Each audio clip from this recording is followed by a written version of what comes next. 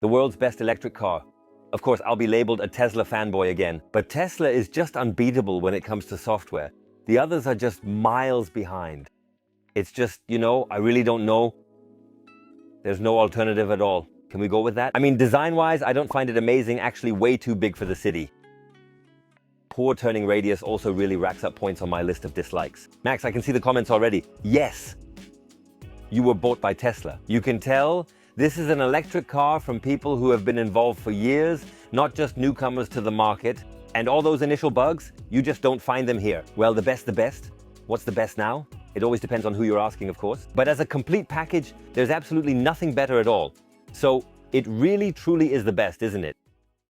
Folks, I know it wasn't an easy decision for me either. Of course, it's a pretty bold statement to call it the best electric car in the world, but I can give you solid reasons in this video because I've driven it over 6 months on short trips, long trips, for various purposes, that it truly is the best electric car in the world right now. It is what it is.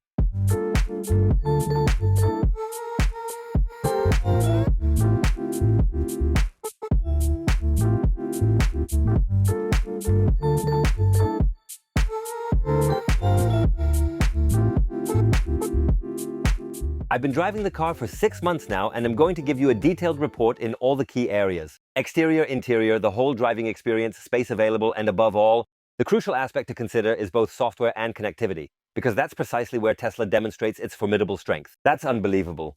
But first, let's look at the car from the front, or rather from the outside. And front is the right term here. Exactly in that combination.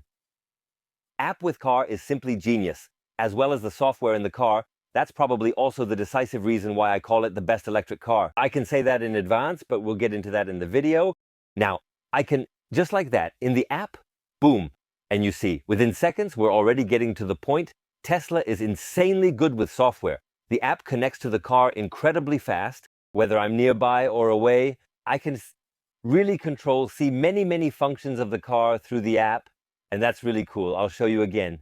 And now we come to the first strength. It's quite obvious when you stand here at the front. Of course, there is no combustion engine along with all its various components up front. It's an electric vehicle, so naturally, given it's a dual motor in this case, meaning it's all-wheel drive, there's an electric motor on the axle near the wheels and not all the way up front here. So there's space. Of course, there's still the air conditioning, the heat pump, etc., HEPA, air filters and such for air purification, which obviously requires some space, but there's still room. And I find that brilliant. The front trunk, or as I affectionately lovingly call it, the frunk, big shout out to the wonderful Robin TV community who helped decide that, is perfect for, well, storing cables. So I have various types of cables here, maybe even including a shopping bag. So in here, there's a warning triangle and a few other essential supplies like that. And you can easily place a large suitcase, the kind that is the perfect size for airplane luggage, right in there. Why would one do that? Well, because maybe you don't want your luggage sliding back and forth in the massive trunk at the back, which I'll show you in a moment. At the vehicle's front, a small opening for windshield washer fluid is a first world problem. It demands physical refilling, mildly irritating yet simple. This contrasts with modern vehicle automation, blending amusement and annoyance, and press it down like this. Right now, well, it's kind of mediocre because everything's covered in pollen and stuff. But my God, of course, come winter, it's a whole different story. But that's not the main point here. Otherwise, honestly, the design, I must personally say, of the car overall is just okay. But I'm not freaking out about it. But it's not a car where I would say, oh, that's so beautiful, I need to buy it. It's about taste, not stepping on toes. All must decide for themselves. Anyway, there are 3 cameras here at the front. We've got another camera on the side here, which then points backwards. The mirrors will, of course, fold in. That's all pretty standard. Here on the side, there's practically another camera in it. This means the car, as you can see, is equipped with cameras all around. Tesla indeed relies heavily on optics, on camera systems for fully autonomous driving, which has been promised for quite some time now to make fully autonomous driving possible. The handles often lead to amusing moments when people unfamiliar with a Tesla try to get into the car. It usually goes something like this.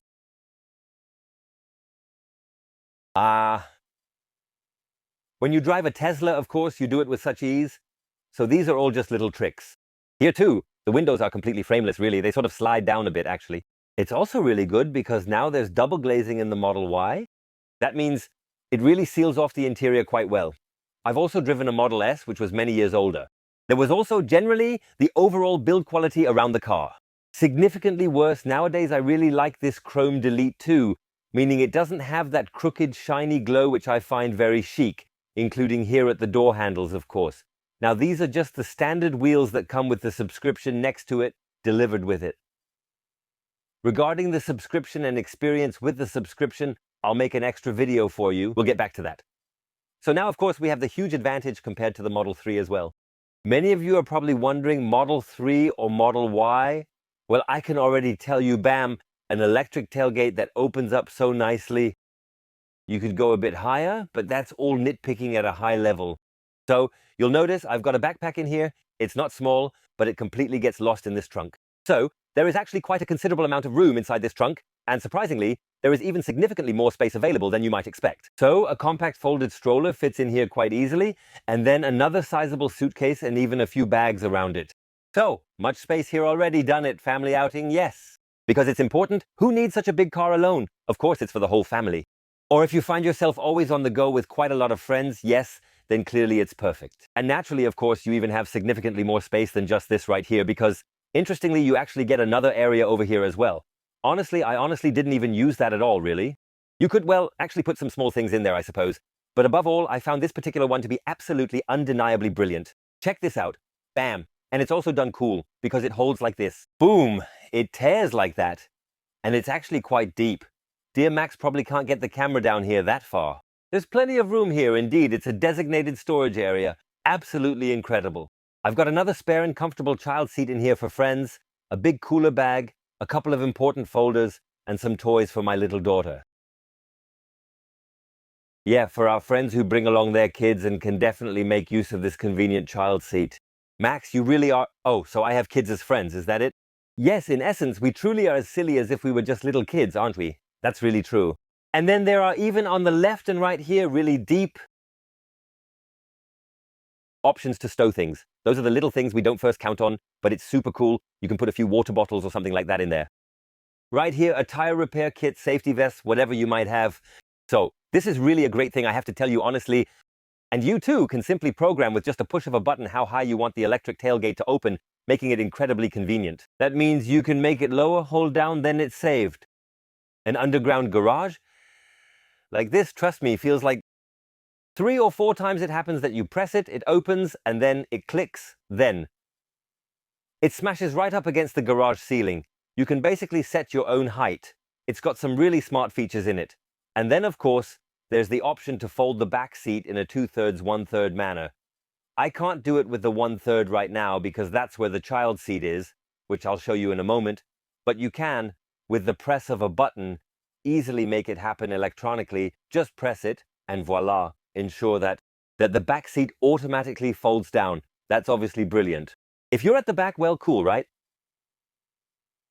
So now you're in the video too. Well, that's precisely their goal. From somewhere behind, bam, press down firmly, then start to load everything up. It's quite cool. I've been to this furniture store several times for real. I managed to fit 2 solar balcony power units, 300 kilowatt each, into the Model Y here. I managed to get luggage, complete with family and all, into it here. No issues at all. So in that sense, it's an absolute marvel of space. You can really pack a lot in here. And what's interesting is that now we have a 5-seater. Unfortunately, it's not available in Germany yet, but it's definitely announced and it's coming. There will also be a 7-seater version because I keep hearing the question from people saying, I have a large family, I have multiple children and so on. I actually need more than the 5 standard seats in a car. And indeed, there will be an additional bench at the back and it can be quite comfortable. There are already videos online about it. Of course, we will also cover it as soon as that variant is available. Then 2 more, I suppose, not adults, but well. Kids can be seated there. Teenagers. As for the trunk, the exterior, and now let's head inside. One more detail to add right here in this section. You may not easily see it at first glance because, as I've mentioned, despite thorough washing, it's all covered in pollen. Essentially, another somewhat hidden flap is present here. I can't think of a pun involving keeping it shut. Oh well. Anyway, this flap can essentially be opened and a trailer hitch can be installed afterwards. I found it a bit odd. That means, at least for now, you can't buy the car with a trailer hitch right from the factory. Instead, you can only purchase it as it is here, and then later on, add a trailer hitch from the Tesla shop. I'm not sure why. I guess they're trying to keep the car's price low, so to speak, by not including the trailer hitch right away, and then avoiding losing the subsidy. But that's probably just a wild guess, I suppose. It means you can still buy the trailer hitch and attach it yourselves. And it proudly boasts a towing capacity of 1.6 tons, which is undoubtedly really quite a positive aspect. 1,600 kilograms. It's not the best value, I know. Of course, there are combustion engine drivers who say they need to tow a caravan or a trailer with much more towing capacity, but 1.6 tons is really quite good. The high entry point is, of course, generally considered an absolute dream with these specific kinds of SUVs. Getting in here is really comfortable. I've disabled it now, but there's also this easy entry feature. The steering wheel then tilts back, giving me more space, and it adjusts to such a good position that getting in and out becomes even easier. Once I'm seated, it automatically adjusts back, which is of course pretty cool. Yes, overall, there's a word that sums it all up when you get into a Tesla. That's minimalism. And that's what I hear from everyone. I've been around with a lot of people here. Let them hop in for a ride. And if there's one constant, it's this. There's barely anything left. There's no bike display over here, just a very large screen. Otherwise, right here, you'll observe 2 levers, and also, there are 2 specific controls on the wheel. That was it. If you take a look at modern car cockpits, you'll notice they're heavily cluttered with, not cars, but an abundance of buttons, various levers, and plenty of options to adjust, sometimes featuring different displays. Here it has truly been simplified, really pared down to just include only the very most absolute, undeniable essentials. Nothing more. And yet, I must say truthfully, you don't miss a single thing at all. That's genuinely really fascinating indeed. Which means I actually don't even have the speeds and everything in front of me. It's all displayed right here on this screen. So in essence, the left side of the display, where you can just about see the car right now, that's where I can turn it on. And then you immediately see, here are the kilometers per hour, here's the speed limit, and so on, etc. on the screen. We'll take a closer look at that in a moment, but basically, it's just this screen where everything happens and a lot happens there too. We'll go into detail shortly, but apart from that, there really isn't anything else, and it might lead some people to feel something is missing. To be completely honest, and I have to say, if I could make a wish again now, I'd say, I don't need the bicycle display. But a head-up display, where you practically have the most crucial information, navigation stuff and so on, speed, the current speed limit, etc., projected onto the windshield. Projected onto it, as we've seen quite often from a variety of other cars, for instance. We're also driving the ID.3 here. Right now, dear Max, who's behind the camera, is at the wheel. There's this head-up display. I find it a bit disappointing that Tesla doesn't offer such an option. That would be the perfect addition for me, that one screen with the head-up display projecting everything right onto it. But it works this way too. And in general, everything here is, well, there are storage spaces, which with Tesla used to be a lot more challenging a few years back. And the craftsmanship, it is, shall we say, absolutely fine indeed. I'm not freaking out, so if I ever just somehow... Can you hear that? It's becoming quite a bit more aggressive now. Every single part is solid and feels really nice. But yeah, there's a bit of creaking sound. I mean, the car is essentially only 6 months old. And you can actually tell, if you take a very closer look at all the nooks and crannies, it's not exactly the same premium craftsmanship which you often see with other, more expensive manufacturers. But it's also not quite as bad, or as questionable as it once was in the distant past, I genuinely must say, without a doubt. Tesla is finding its way and is constantly improving in terms of build quality. So now, as you can clearly see, we've got this prominent center console here, right at the very front. So there you see, for example, this is Max's iPhone from behind the camera. And that is actually really cool here. Bam. You just put it right in there. Bam. I just put it in. Boom. And you're effectively charging 2 smartphones side by side, wirelessly, and in a very cool position. I mean, you're not supposed to look at it while driving, but it's pretty cool to have them lying there side by side, no matter the size. We've got the biggest Apple phones, and yet it works. I think it's the best position to, so to speak, place a smartphone. They don't slide. When you speed up, they don't fly through the car, a common issue for me. I don't need to plug in a cable either because there's neither CarPlay nor Android Auto available. That's quite a strange story. We'll get to the software part in just a moment. Actually, I didn't really miss it, to be honest. So then, I happen to have this particular compartment right here that is quite large indeed, and in it I can store things such as parking tickets or of course any sort of cables or small items. Here in particular there are 2 USB-C connectors again, and that was really cool because I have such a device. It gives me some relevant information for the journey, and then I can just plug it in right here and charge it directly. That's pretty cool indeed. And of course, at the end, when I say, come on, get rid of this stuff, it folds back up. On the back seat, which we'll take a look at in a moment, there's actually an armrest you can fold out. And it also has two cup holders with these bumps, like air bubbles. This means when you insert the drinks, they really stay put and don't wobble around. Honestly, why they didn't do this at the front, where it's much more crucial, I can't understand. Of course, nearly all bottles fit in here, or such drinks, reusable cups or something like that, but they do tend to wobble around a bit. And well, alright, if they had just implemented the rear design at the front too. But that's probably typical Tesla, always rolling out minor updates. There are constant improvements. It's quite possible that, by the time you're watching this video, some of the issues I'm pointing out have already been fixed. Or perhaps good things have indeed turned bad. No, not usually, no, but of course that could certainly always happen. So here we find another separate compartment that I can unfold.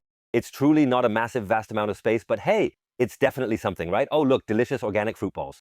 This video is not sponsored by organic fruit balls. So, no, just kidding. I'm not naming the brand, of course, just a little joke. Of course, we haven't. The seats in this particular area are indeed very comfortable, and I sincerely feel I must honestly tell you that. I've never had issues with them, and I really like them a lot. They're not the best seats in the world, but they are really good. And right up here, we have, of course, this little interesting detail right here. We simply flip, magnetic, and the rearview mirror swiftly swings out, then the light suddenly shines, brilliantly illuminating our entire path with utmost clarity. I find that it's just so typically Tesla again. It's simply done in a slightly different way. Not needed, but nice. Now, I would say, let us take a quick little spin. No, damn, let's move to the back seats together, shall we? An absolutely unique and special aspect on the back seat, where I am currently seated right now, is that you have the capability to adjust the angle of the backrest here in 5 different distinct levels. That means I can basically just like that move a bit forward, even further forward and further forward still. Even further forward, I haven't actually gone through all 5 levels yet, so I can basically adjust it right here, right now, to ensure it's completely comfortable. Found in front seats, it's available in the back too, which is a very nice touch. I'll get to another area in a moment, but since we're already here in the back, you might be wondering. Tell me, why has he now fastened the seatbelt in this middle seat? I experienced quite an ordeal there, actually. Yes, regardless of the specific furniture store, I decided to shop at a very large one and then carefully loaded everything up into my vehicle. Of course, folded down here, it was really all full. Then I got into the car. What's that mysterious thing doing? Ding, ding, ding. Fasten the seatbelt. Please plug in the seatbelt now. And I'm thinking, yeah, but I've already fastened my seatbelt in the front. I'm not sure what the issue is, whether it's my car or if it's a Tesla problem. Anyway, as soon as the back seat is folded down, it keeps complaining, you know. It beeps and does this and that, making it the worst ride of your life. When it keeps insisting there's someone sitting in the back not wearing their seatbelt because it somehow doesn't understand that the back seat has been folded down. I don't quite get that. Maybe it's just a personal issue of mine. Drop a comment. Do you experience this too? And I've been through this twice. Sure, one might think you'd learn after the first time. Then, you wouldn't make the same mistake a second time. But with Holger Lauderline and the balcony power plants, it was so thrilling for me too that I completely forgot about that. Actually, after we had put everything away, we had to take everything out again to insert the strap, because otherwise we couldn't reach it. A silly story, quite annoying. Might actually be corrected with a software update. Goodbye, we will return to discuss that later, so otherwise it's unbelievably cozy back here. And that's the combination of this wonderfully spacious area, without columns, with a tunnel running through the middle. Here you can really stretch your legs out extensively, and I'm 6'2" tall. The seat's adjusted for me, so this is indeed very, very comfortable. Here, you also have options to store things. Here, for instance, you have this in the door. You have storage options there as well. And there you can already see a small box from the sound system, which, by the way, is absolutely brilliant. And that brings us to a small convenience. Or rather, the lack of convenience features you'd expect in a car at this price point. You'd think, perhaps in the back, there might be a way to darken the window a bit, like pulling up or down a shade, something that, for instance, the Skoda Enyaq has, a more affordable car. I ended up buying something like that myself so I can attach it, ensuring my little daughter in the passenger seat doesn't get dazzled by the sun. Yes, that's one of those things, yes, like that. And as mentioned, besides that, I also think, now with the black, since there's only black or white for the interior, overall the configuration options are very limited. Talking about Tesla once more, it really is quite remarkably robust indeed. So, even kids with dirty shoes have stepped on it, and with just a quick wipe, it becomes clean. I'm very pleased with that, and it also has ISOFIX attachments. This means you have an ISOFIX on the side, and also, I think not at the front, but on the 2 outer rear seats. you have another ISOFIX, where you can attach a child seat with all the trimmings, just like I have here. And then, there's this very large glass panoramic roof up here, which is absolutely incredible. Up front, you might almost not notice it, but at the back, it really becomes completely and utterly impressive. That's really great, and it practically enhances the already generous sense of space here in the back. So, as a passenger, you're already having a good time. However, once again, there's a major point of criticism here, which I don't get. Actually, in a car of this class, you'd think there'd be a dual-zone climate control system. Here, in this area, it is essentially one single zone. I have several vents that I can easily adjust, move up, down, left, and right, even twice if necessary. But otherwise, nothing. And folks, I get it. Sure, there are 2 USB ports. But that's really an important point, especially with a daughter. They're then again about the temperature. Sometimes dressing them differently, and then you don't want to dress them too lightly, and so on. So, you might desire a slightly different temperature, or even a distinctly different fan speed in the back, as opposed to what is preferred in the front of the car. Now, in the software, I can actually only toggle the rear on or off. There are no more setting options, meaning I can either say air comes out at the back, just as it's said in the front, or not at all. You also can't do what you usually know here, like slightly closing them or something. That doesn't work either, meaning it either blows out, like at the front, or not. Now, I adjusted the air conditioning in the back specifically for my wife and daughter's comfort. Essentially, I set the system to manual mode and carefully adjusted the blower settings for optimal comfort for them both. Then it wasn't quite perfect at the front anymore, but how? That's clear now. Now someone might come and say, goodness, you're complaining too much. But hey, it's really true. I mean, we're priced quite reasonably, and I think really such a thing, it's a small detail one might expect. Indeed, my wife specifically mentioned I should highlight it in the video as criticism. Indeed, it bothered her that she couldn't do anything here. And that ultimately led to us, for the most part, tuning out completely, disengaging. And that is, of course, well, I don't know. I don't think it's the best solution. Otherwise, truly, there's nothing to complain about, and you feel incredibly comfortable in the back seat. Everything that you are able to in some way adjust or have to, or all the essential information you receive from the car, runs here through these very large, central, and genuinely also quite beautiful, bright, truly attractive, and visually appealing screens on the center console. It's not only super solid, it's high quality, and it has this sturdy metal frame, so it's really fantastic. And now here in the left area, you have all the options related to the car. Now it's parked right here. I can now see the distance as remaining range, but I can also opt to change to the percentage display instead. Then I can directly open the trunk with a simple push of a button, the charging port, the front trunk. I have the ability to lock and unlock the car. So it's really quite cool that when I merely sit down here and press down on the brake pedal with my foot, the car is essentially turned on. So the ignition is on in that moment. I don't have to press a start or stop button anywhere. Likewise, when I simply get out of the car, it turns off automatically. I just have to practically press the P-Park button once on the side. That's it. And then I just get out and done. And that's even more awesome. I simply get out and then just start walking away. For the car doesn't even have a key anymore, you see. It means, simply, my smartphone just connects directly to the car. You do that once initially through the Tesla app, and then as soon as I get close to the car, it recognizes me, and I can just open the door, and then it automatically unlocks. And when I walk away from it, it locks itself. So that's indeed very smart. Here, I practically control all the essential things. First off, for example, the air conditioning. You see, right? So cool with this visualization. Here, there are no ordinary vents, as you might be used to, but instead, across the dashboard, there's this continuous vent slot. Now, you have the capability to precisely control where exactly the air is directed to flow in the space. And I've truly come to deeply appreciate this because you can adjust it in a specific manner like never before, ensuring it doesn't constantly blow on your hair, face, or directly on your hands. But instead, the airflow is directed past you in such a way that it cools you down without being unpleasant. So right here, I can adjust everything. There's, of course, a front defroster, essentially for the windshield. I can also heat the back. Here, if I want, I can manually adjust the air conditioning speed. There's also a particular biohazard defense mode available, you see. So basically, I have to turn it off, otherwise it simply won't work. The ventilation that high, if there's essentially a bioweapon attack, then you're also on the safe side. Sounds crazy, but it's true. Here, you can adjust things like keeping the air conditioning on at all times, even when I step out. I have the ability to activate dog mode, so air conditioning and the screen remain on after exiting. Sentry mode will be turned off for pets. Never leave children unattended, meaning essentially the ventilation is good when the dogs are inside. There's also a camper mode which you can turn on. Then the air conditioning stays on the whole time, allowing you to spend the night in the car. Here's a choice available for the seat heating, for the steering wheel heating, and also a seat heating option included. You can set it to automatic too. Everything you need. There's a specific schedule for deciding when to cool and when not. All of these adjustable settings can be conveniently managed through the app as well. And I have control over the rear section, but there, I actually have the ability to set the intensity for each of the seats heating individually by tapping. However, as I previously mentioned, only turning the air conditioning off or on is unfortunately pretty much all you can actually do with the rear ventilation system. I've already pointed out why I don't quite like that. Otherwise, of course, it's a nice feature. Here, you also have the option you can configure it yourself by pressing and holding here, essentially installing a seat heater by yourself, or even here, a steering wheel heater. But I can also say, here, I truly want to add innovative wiper features, or possibly remove them entirely again with an X.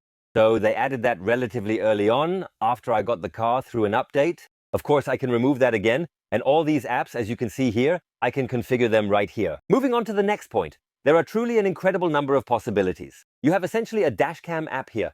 So what you see, practically from the camera in front, you see it's loading now, and there we see all the people around. The dashcam is practically loading now, right here. So now, I can easily switch left or right, and play the whole thing perfectly. There's the sentry mode, and right here I can, as soon as someone approaches my car or engages in any vandalism, I can record it here, and the car will automatically record it while I'm away, and I can transfer the video footage to a USB stick afterwards, hand it over to the police, for instance, if there's a hit and run, etc., in case of vandalism. So it's really a great feature. There's also an additional section here showing how much energy you've consumed and the average energy usage. Then I actually have a calendar, because it syncs via Bluetooth with my smartphone. And if I've entered a specific location in my calendar, it recognizes it, and I can then either choose to directly access it on the calendar, app tap on the location, or it even starts automatically if it detects that I'm in the car half an hour before the appointment. It automatically launches the navigation to this next calendar location. That's pretty crazy.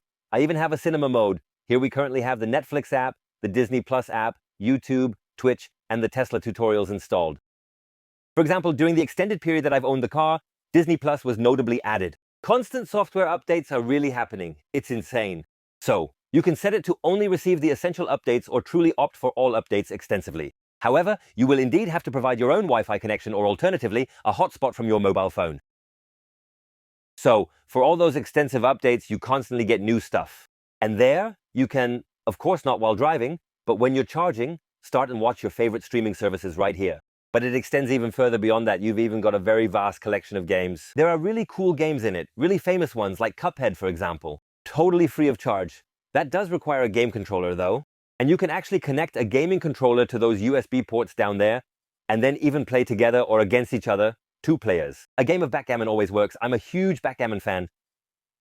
And there are constantly new games being added. That's totally wild too. Here, there's another toy box. Tesla has put all sorts of fun stuff in there. I could easily get lost in this. It's simply brilliant. For example, there's the emissions mode. You can actually make completely sure of that right here. That there's certainly farting happening over here. Yeah, Tesla really does have quite an extensive lot of fun. You can really tell there's a distinct Santa mode, a vibrant rainbow mode, and even a boombox. That way, I can blast really loud music to people outside, and so on easily. I can start a spectacular light show mode by syncing with other Teslas nearby.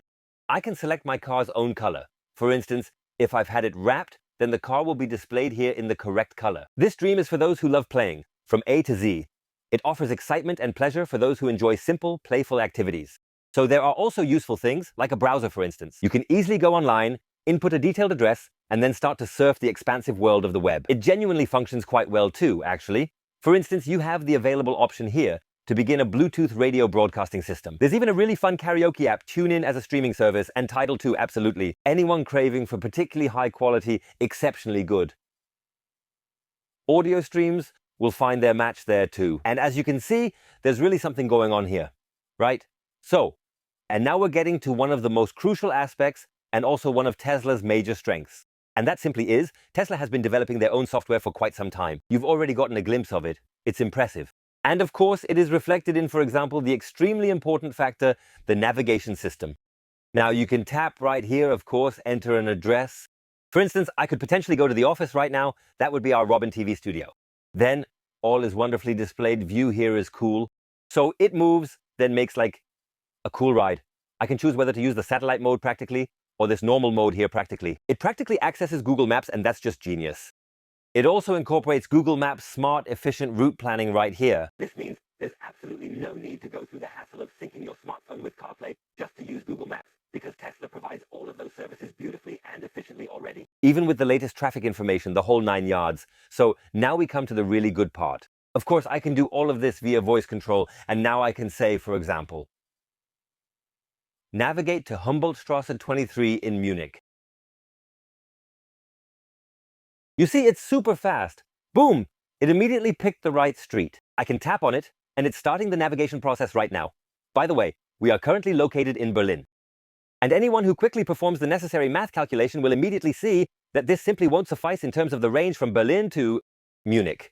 And that's precisely why Tesla very naturally and consistently displays the correct and most efficient route planning all along the journey. Returning to this particular point of view rather quickly, and there you will clearly see Tesla says, I have to go this specific way, and very importantly, I must make a quick stop at the Nempitz SuperCharger station. I'll arrive there with 3% left, pretty close, then I charge there for an hour, and then I would head to Hillpol again. I'll stop in Hillpolstein again with 9%, and there I'll charge for 30 minutes, which means to drive from Berlin to Munich. Now, of course, it's a bit inconvenient because I start with 62%. Ideally, for a long journey, I'd start with 100%. That's why I'm told here I have to drive below 130 km/h to reach a pit stop. I could just as well pick another fast charger, fill up again, and then the navigation would change here, but you have to say you still arrive at your destination with 21%. Tesla just does this perfectly. It's absolutely brilliant, and that's truly the ultimate strength, without a doubt. This means, for everyone who says electric mobility is new and where do I find charging stations, and when do I charge, where do I charge, how long do I charge, they will find in Tesla a problem-free solution. I've never known anyone to have trouble. You simply enter your destination and you're guaranteed to reach it. Plus, the system supplies you with all the information on every charger. You don't have to worry at all. So now comes the problem, though. The problem? The luxury problem is that we now have a very extensive fast charging infrastructure outside of this Tesla fast charging system. So here we are then. Naturally, this is also the downside of such a nicely integrated system, since I'm actually not directed to other fast charging systems. This means I'm only navigated through Tesla chargers. And if you consider that currently, you can pay up to 58 cents per kilowatt hour, and prices are constantly changing. Take another look. So while I'm shooting this video, I'm paying a relatively high price at Tesla. Of course, there are pricier ones, but significantly cheaper options exist. So I can easily charge at around 50 cents per kilowatt hour quickly with others.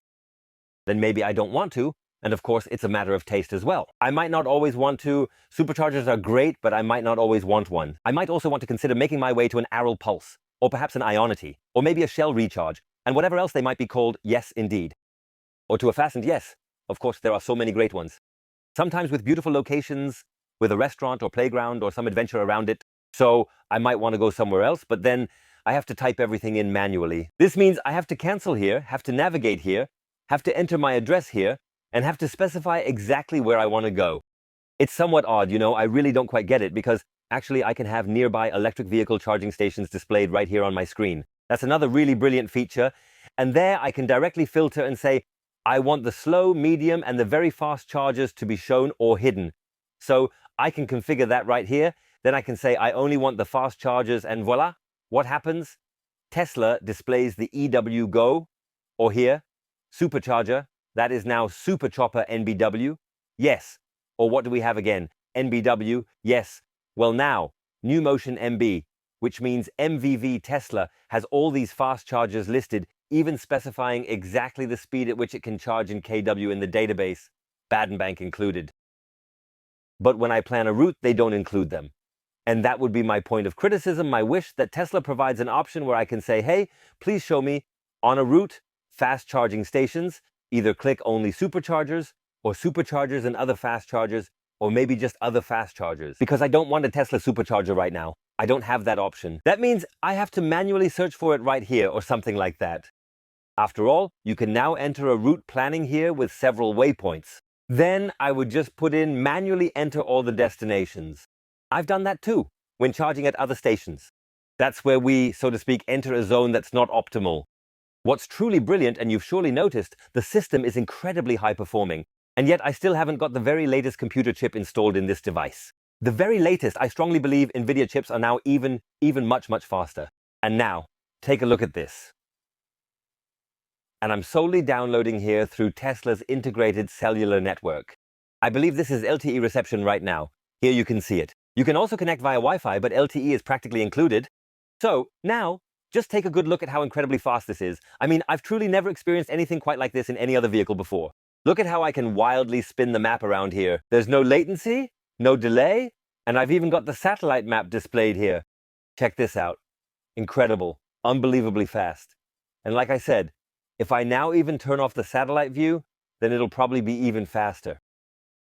It's simple, really. If anything at all here isn't moving fast enough, it's just because, quite simply, the internet connection can't keep up. But the computer, the processor, and the whole setup, this system's performance is absolutely, undeniably, incredibly impressive, no doubt. Look here. Now I've really pushed the internet to its limits. I mean, the way I just used it, no one else really does, but you get an impression, and you've also seen how quickly it starts the navigation. It's simply, without a doubt, absolutely top-notch, significantly way ahead of all the competition, setting new standards for excellence. That Tesla, I strongly believe, has to really wave energetically from way up front so that all the others can quite easily still see Tesla. Another important aspect regarding software, if Tesla is so good with software, why isn't there an option to use Apple CarPlay or Android Auto to simply mirror my smartphone right here on the screen? There are some tricks from various experimental projects online, but I can't recommend those to you. That's not intended by Tesla.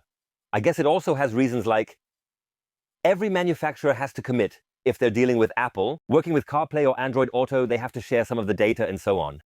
I wouldn't go that far, but it is true that Tesla has indeed managed very successfully to develop the system so extremely well that despite needing it in every single vehicle I have had before, I do not need it in the Tesla at all. The entire CarPlay system experience. Because for one single reason, Google Maps is fully integrated with the car's navigation system here. It's the Spotify app or other. Music streaming services included. So that means I get my music and I get the navigation on Google. Google Maps level. Now I just need one more. The calendar is synchronized too. I can do hands-free towards natural via Bluetooth. Wireless works fine. One thing though did bother me, and that's the feature I really love in CarPlay. I receive a message, it's read out to me, and I can dictate the reply directly in the car. I find that absolutely brilliant in CarPlay, being able to continue your communication on the go without having to fiddle around with anything. Of course, not allowed. You'd do it simply by voice. And indeed, Tesla has found a brilliant solution for making it work regardless. That actually means when you go ahead and receive a message, you immediately get a small, distinct notification right here. Here you see Max pressing to read. Then I'll press this button right here. Bam! And now, Max says, subscribe to Robin TV. You're really the coolest. Then Max just sent me the message, subscribe to Robin TV. And now I can press here to reply and say, I've already done that.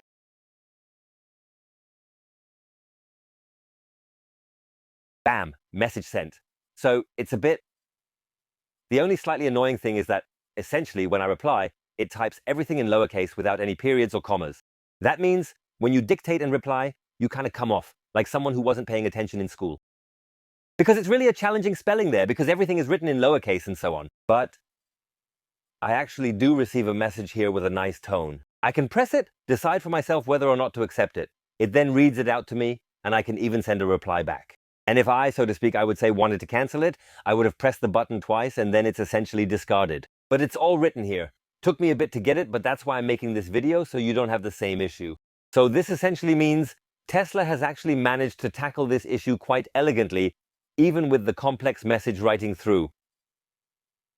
Voice reading and speech input, they've really excellently cracked it. And that is precisely why, actually, I don't really miss CarPlay or Android Auto here at all, honestly. The Tesla app, which you can install on your smartphone, for both iOS and Android, of course, if you own such a car, is absolutely brilliant. And it's not simply referred to as just a mere companion app by the manufacturers, but it indeed is something more. Absolutely insane what you can do with it.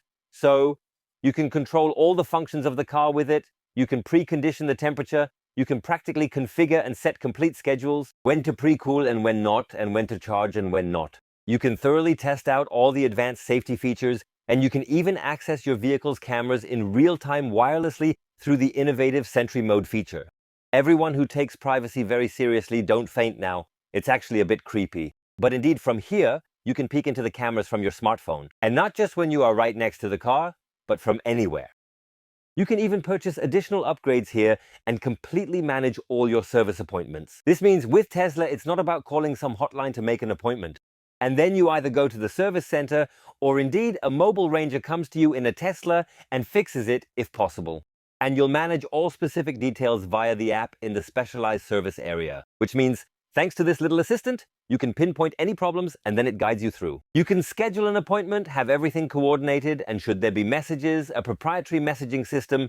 If you receive messages, say from Tesla, then you'll find them in a dedicated inbox. So, essentially, all communication with Tesla, the car, and encompassing all features runs through this app. And I find that absolutely brilliant. Even the software updates, you can initiate, control through the app, see how much longer they'll take. And even while the car is charging, you get all the information like exact charging speed, amperage, how many phases. So really some nerdy stuff too. Now let me show you a few. These are, of course, simple starters, but you can just like that press it now. And truly, within just a few seconds later, the trunk then suddenly pops open. The exact same principle applies to the frunk, actually. I'll audibly make a noise when I press it so that you can carefully watch for the size of the delay. And tip? That was almost in real time, so you don't have these terribly long delays either. Sure, it needs a moment to wake up if you haven't accessed the car for a while. But it's really quick, and I've not experienced this quality with any other manufacturer. Now, I can turn on the lights here, the hub, can even start the car because I can also let someone else, so to speak, let someone else in, and they can drive without me being nearby. By, so to speak, giving brief access to the car here, I can crack open the windows, close the gap. I can even set it up so the car warns me, and it has done so already, that if any window is left ajar and I walk away from the car, then it has sent me a warning saying, "Caution, there are still windows open. Do you want to close them all now?" Me indeed. And he's carefully closing the windows so it doesn't rain inside. Endless stories like these. The preconditioning is an absolute dream. I'm right here in the menu, and I can press on every single seat and directly control the seat heating from here. I can basically control the steering wheel heating right here. I can control the entire air conditioning system. I can hear it even now. Wait, why isn't this operating correctly at this moment? I can turn on the natural temperature here. So, now. Defrost the vehicle, activate bioweapon defense mode, camp mode, dog mode, implement cabin overheat protection. That's practical. When it exceeds 104 degrees, it cools down, just in case you've left any living being inside. So I guess they're referring to a dog, and it heats up incredibly fast, gets warm, or cools down incredibly quickly. That's of course because of the heat pump, but obviously that's a huge advantage compared to, say, a combustion engine. I am able to see the location. I can, as earlier mentioned, set schedules here. I can do the service here. There's a dedicated area for that. So what I see here again is the loot crate. If you have referrals, you can snag something extra from there. And here, they charge their non-Tesla vehicle. For those actually, in Germany it's not yet available, but it's already unlocked in the Netherlands. If you actually don't have a Tesla, you can still soon use the Tesla app to charge at the SuperCharger. So I do believe this application is without any doubt truly amazing, as you can see. And now, there's an even more practical cherry on top. It all functions perfectly as a widget here, with the key features readily at your fingertips within the Apple ecosystem. So, you really couldn't ask for more. You can, of course, effortlessly unlock the car with just a simple press here, featuring an automatic opening. Hey, are you staying open? Now it closed on me, the darn thing. The charging options with this car are, of course, fantastic. It has AC charging via Type 2, DC charging via CCS. That's a standard, it's widespread across Europe. You can charge your car at Tesla Superchargers and all other fast charging points too. You really have the best selection available, and you do it all here through the nice hidden charging port. Just press once, tap in the app, then the flap swings open electrically. Bam, then you plug it in here, and the cool part is, when you unplug it and forget to close the charging flap, it automatically closes. These are the little nuances that sometimes make all the difference. And now, the important question is, at what charging speed can I charge the car? So, how long do I have to wait until it's fully charged? This goes through the AC charging almost like with all other cars at 11 kilobuff. There are a few cars that can handle 22 kilodollars with a dual charger. That's quite cool, of course. Tesla has the 11 kilodollars, which is almost standard. So, and the standard is also DC charging via CCS. And there, Tesla is actively promoting its exceptionally high charging speeds of up to 250 kilowatts at peak performance, enabling me to efficiently and conveniently charge my car with ease. Of course, that's quite absolutely impressive indeed, but it really needs to be said, let's take a much closer look at the actual reality. I've managed, I honestly do believe, a maximum of 189 once. That truly deeply blew my mind. It's like I always say charging porn. When you're standing at a charging station and you watch the speed at which the kW get pumped in or rise, the charging capacities, it's simply the most beautiful thing. And then I thought, Herbert, how did they reach 250 like the Ioniq 5 and Hyundai or a Kia EV6? Yes, or also a Genesis GV60, I believe exactly, offer essentially 230, 220 kilowatt, so it sounds a bit less, but they get there too. And with the Tesla Model Y, I wondered, why aren't they reaching that with me? What am I doing wrong? But let's take a more detailed, closer look. I can only recommend you get a thorough glance at the EV database. And right there, in front of me, I can see that it can max out at 250 kilowatt, but it usually averages around 124 kilowatt. So, roughly half of it, I gather, meaning the average charging power actually comes to about 124 kilodollars. The 250, I don't know when one might actually hit that. And then, I can tell you something important. It's not about the Model Y, but still, generally speaking, the typical charging power, you see, that's actually really the key figure that significantly matters to us. This entire idea of kW charging power data from manufacturers is quite simply pure nonsense. So, I'm really pushing for this, and everyone watching, let's always take the average charging power from now on, because then you truly know what to realistically expect. Yes, from 10 to 80%, that's the value it holds. And there, they hit a good number. In 27 minutes, the car is quickly charged from 10 to 80%. That's totally fine. Half an hour and then you're on your way. But then to advertise with such figures, 250 kilowatt, and then to only achieve half of that on average. As I said, I don't want to criticize Tesla specifically, but this is a general critique across the industry. And then, if you look at an Audi e-tron, an older car, offering just 150 kilowatt as maximum charging power, but then averages around 142, which is higher than the car, then the average charging power is actually the key value. And it is not that impressively good, really. This one also has the maximum range here, as you might initially think, which is quite surprising considering its appearance. But it's not bad either. It's absolutely, totally worth it. It's perfectly fine for long distances and for little waiting. And well, if you have to wait a bit, then you have lots of entertainment in the car. So driving with this car is incredibly fun. You first of all have a wonderful view out. The elevated seating, naturally because of this SUV through the battery that's in the floor, also just sticks the car to the road, so you can move through curves quite swiftly, because an electric car, especially like this Model Y, also has incredible acceleration values. It's simply all an absolute dream.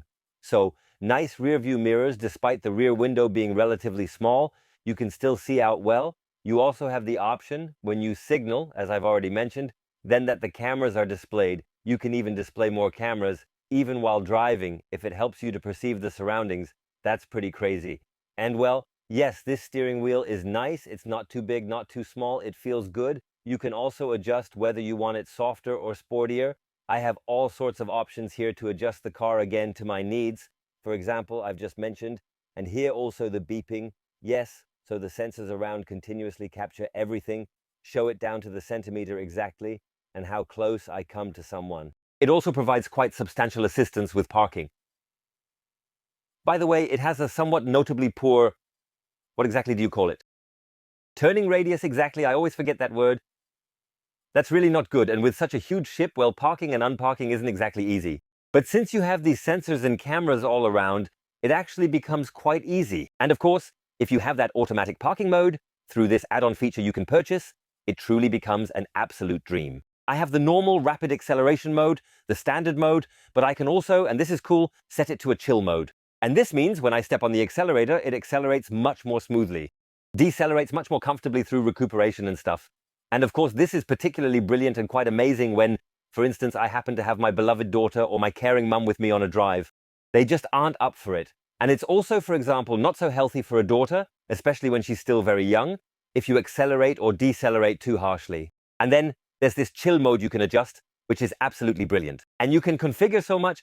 Also, all these safety systems in here, they're always included, by the way. You don't have to purchase them separately, are awesome. So, it alerts you very, very early. You can even set exactly how early. If you're about to collide with someone, if you're leaving your lane, it guides you back into the lane. As I mentioned, you can of course turn it all off if you don't want it. It gives me an alert whenever I exceed the speed of 10 km/h over the predefined speed limit, indicating that has never happened to me, of course. I've of course only tested it to see if it actually works. So, I have an incredible amount of features there Now, just added freshly, I can, for instance, also install a child lock on the doors, individually on the left and right, for example. I have this easy entry mode for getting in and out. There's one more thing I need to tell you about the regenerative braking. It's essentially the energy recovery system. Namely, the electric motor used for propulsion essentially becomes a generator when I'm not using it to accelerate. And then it essentially regains energy. So the electric motor turns into a generator and then recovers energy. And this interesting particular concept is also widely known as one-pedal driving. Why? Because, well, I have just the accelerator and brake, and I barely even need the brake anymore. So I don't use the brake pedal at all anymore. I just ease off the accelerator, and right then you'll notice it starts to slow down. And now, here comes the genius part. They've incorporated this brake blending feature. Thus, it essentially means recuperation and braking can blend quite seamlessly together. And they've done it so brilliantly now that it's even to the point where I have what is essentially an adaptively adjusted recuperation. When no one's ahead and I lift off the accelerator, the car's system activates recuperation, starting gradual deceleration, ensuring it slows gently without more input. However, if someone is close in front and I lift off the accelerator, it decelerates, effectively recuperating and braking much harder than usual. It's quite difficult to explain, but right now there's someone directly ahead, so I gently ease off the accelerator. Very often the car starts to slow down quite automatically, without me. I simply ease off the accelerator, perfectly stopping before the car ahead and come to a halt. I don't have to do anything else. I don't even need the brake anymore. And that's because of smart software, because it recognizes the cars in front and brilliantly adjusts accordingly. Difficult to describe, but permit me to tell you, I have never experienced anything quite like it. Absolutely unique. And especially for city driving, brilliant. It's just incredibly fun to drive this car, and it's really well sealed. A big perk of electric cars is they're incredibly remarkably quiet. These electric motors, you only hear them softly humming. And apart from that, you actually hear nothing. Of course, it also often has the downside that you end up hearing every other noise. That's why in Teslas that weren't well sealed against heights and temperatures, you'd hear the whistling from the wind and so on and so forth, or some creaking, yes, from the chassis below and so forth. I didn't really notice any of those things at all. The cobblestones, they glide over them just smoothly like butter. Yes, at extremely high temperatures, I really don't hear any disturbing whistling noises or anything similar to that. Instead, it's truly noticeable when you're inside. How it's dampened, sealed off from outside, that's undeniably fascinating. So, even at somewhat higher temperatures, you can still enjoy the music. The system is absolutely brilliant. You can even adjust the sub-bass with an extra knob. I've never ever experienced anything quite like that before. So anyone who truly deeply appreciates music, along with good audio quality, will certainly have an absolute blast with this. And of course, even in high temperatures, when you have passengers, guests on board, you can still have a wonderful conversation without having to half shout in the car due to the high speeds. So, this is just absolutely top-notch. I don't hear any creaking, I don't hear any rattling, I just have a fantastic driving experience. And for me, the suspension is quite excellently well-tuned. The acceleration figures are even significantly better than what I personally would ever need. And I must add, I would strongly really advise you to consider, after all, there's practically the one model out there with the absolute maximum range, and then of course its outstanding performance. Performance significantly changes the feeling of acceleration. Then of course the range drops a bit, because more energy is required. Yes, okay, everyone has to decide for themselves, but I can tell you, even the standard one with maximum range has incredible acceleration figures, and that's totally sufficient. Yes, so that means I feel comfortable driving. Despite the large car, I feel like I have full control over the car. It's cozy, it's quiet, yet it accelerates strongly whenever I want to. I don't know, somehow, and especially in combination with all the software, that is then the point which I've detailed again in this video. It's just an absolutely wonderful feeling to drive around in this car. And even though I'm a huge fan of the train, and I do enjoy taking the train for long distances, I still find myself, instead of taking the train, driving in this Model Y because it's just so much fun. And I think that really says it all. Little fun facts, for instance. The front trunk, you can use that wonderfully to cool things on long trips. We brought along, for instance, a few bottles of wine because we went on a little company trip to the Baltic Sea. And then it got warm, so I put it in the front, in the trunk, in the front trunk. And when we arrived after 3 hours, it had cooled down. That works too. These are all just little things that come along with it. And then, with all these gimmicks that keep adding on, things you really don't need, you find yourself smiling every now and then. And that's Tesla. As you know, you have absolutely no stress at all concerning charging and range issues. On the contrary, new features are constantly added. Again, when I enter the car, it makes me smile because, oh, that's cool, they've thought it through well. So in that regard, from my side, there's absolutely nothing to complain about. Yes, why is the Tesla Model Y considered right now as the best electric vehicle in the world? That indeed appears to be a significantly bold and daring claim I've made there, doesn't it? And now, of course, I might need to add a bit more on that. So, it's truly the remarkable combination of a seamlessly integrated electric mobility experience that genuinely makes it distinctly stand out from the rest. I really don't have any reason to worry at all. I mean, configuring the car is simply a matter of making a few left or right feature choices. Just go ahead and check out the Tesla website for details. So, there aren't many options available. That means you don't have to rack your brains over, oh, what all do I want to choose? Of course, there might be people now who say, I think that's silly. I want to define and customize every little screw and its color myself in the configurator. Me and many others don't want that, and of course that's great. That means this carefree thing extends from the purchase, completely digital, few configurations, all the way to, I get the car, I sit in it, and then many newbies wonder, oh God, how do I handle all this? Where's a charging station? You just shouldn't worry about it. You step into the car, the automobile, so to speak, presents itself to you in detail. And the car tells you when, how, and where you need to charge, giving you all the important hints. So it means that anyone who's new to electric vehicles must love Tesla, because it truly doesn't get any easier to get started. Yes, so I've actually met some people at the SuperChargers, and then I asked, kind of like, so how did you get into this subject? Then a gracious lady said, I've never really delved into this subject before. She had no clue what I was talking about. She thought it was absurd that one must somehow engage with electric mobility and so on, just because she drove a Tesla. She just gets in, sets a destination, and then the car says, drive here and there, plug in now. You don't have to fiddle with any charging cards when using a supercharger, just plug it in. Everything is automatically billed to the credit card in the background.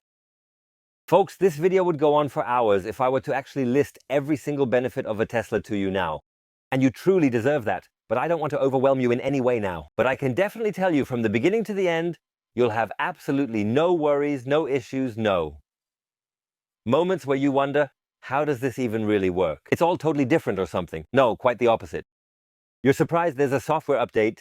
Like this story, for instance, I was driving the Ioniq 5. And then, when you turn on the left signal, the camera from the left side automatically displays right here. Or I think it's the one pointing to the back, showing me, in a way, the blind spot again on the camera. So it's actually part of the screen. Thought, wow, really cool on the Ioniq 5.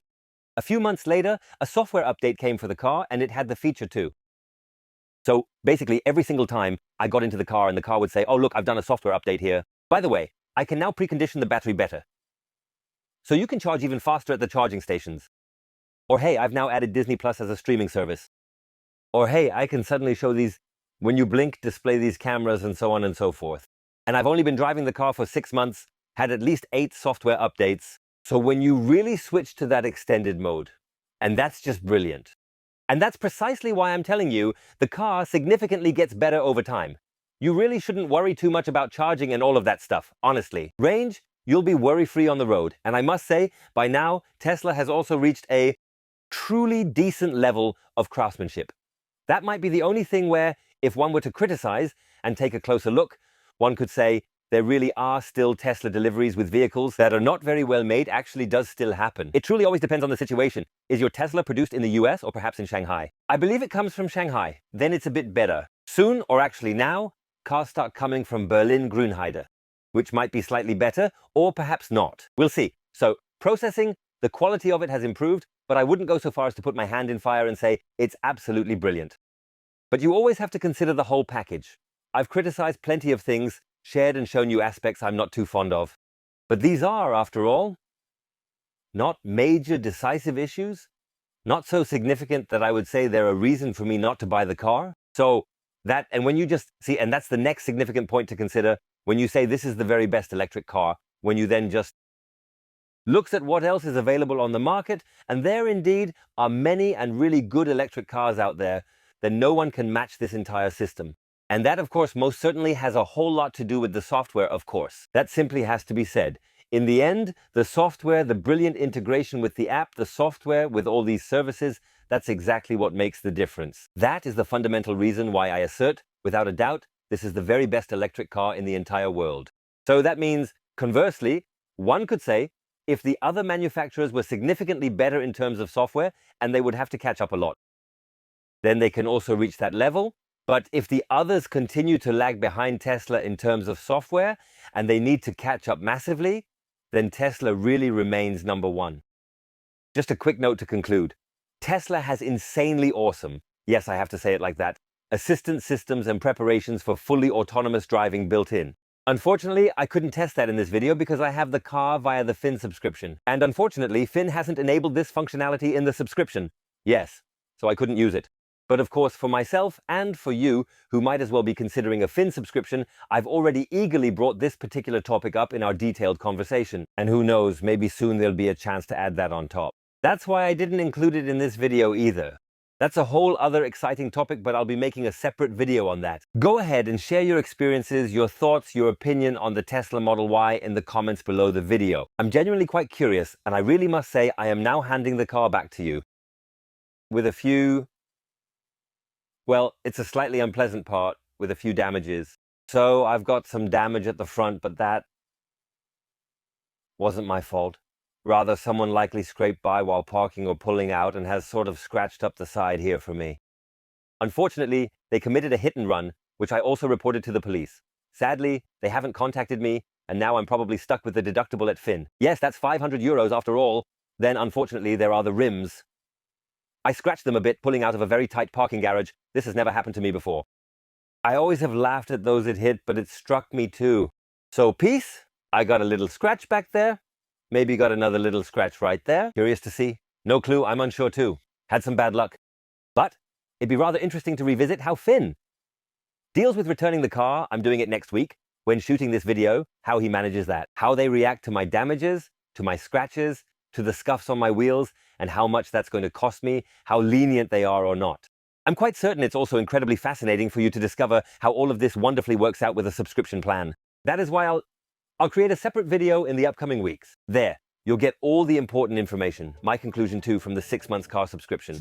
And then, my brand new electric vehicle as well will also, quite interestingly, be automatically present there too. But of course, it's meant to be a surprise. Who knows? Who knows what it'll be and what comes after that. Lots of exciting things are happening right now. Thank you very much for watching. And always, thank you for your unwavering support and for being so incredibly curious and deeply interested in watching the videos. It really means a lot to us so much, so thank you very much. If you don't want to miss, exciting things are coming. Then subscribe to the channel, you know the drill.